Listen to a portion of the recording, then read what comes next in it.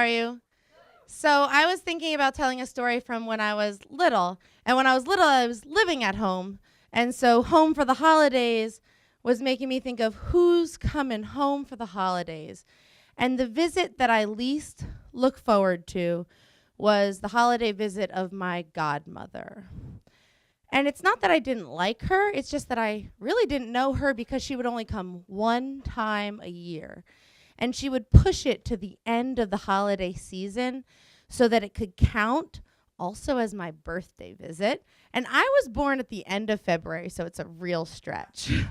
So she would come one time a year, and she would call. And my mom would pick up the phone in the dining room, and then she'd look through to the living room where we'd be just like sprawled out, relaxing, and she'd be like, "Mara's coming."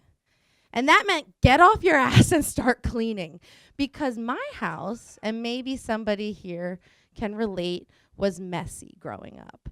Really messy, just like cluttered. And so if you were inside my house, it either meant that you were family or it meant that we considered you family.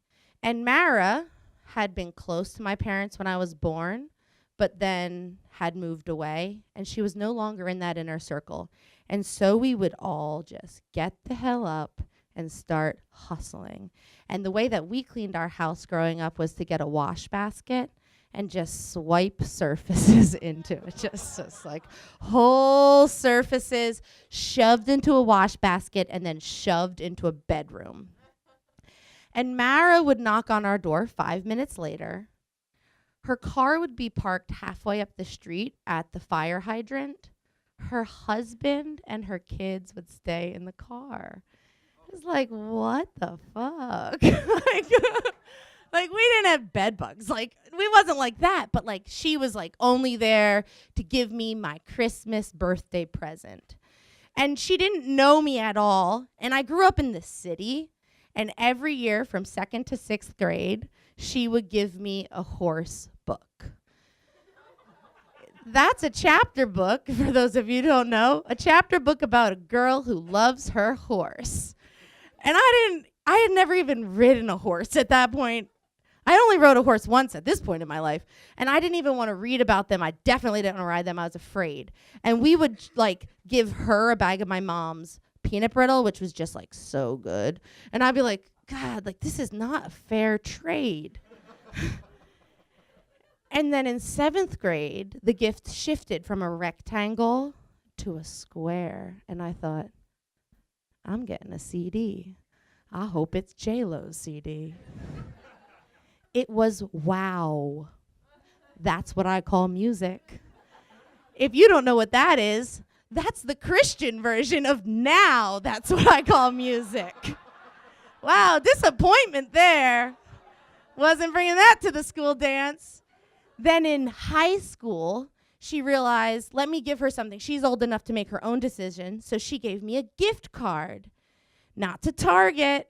She gave it to JOY bookstore. That's Joy bookstore, and that's the Christian bookstore where I'm from. I bought a Bible case, and I was pumped. And then at 21, she arrived, unannounced. We were sweating and panicked from shoving shit into wash baskets and slamming doors shut. And she gave me a card, and inside of the card was a check. I had arrived. I was grown up. I had a $25 check.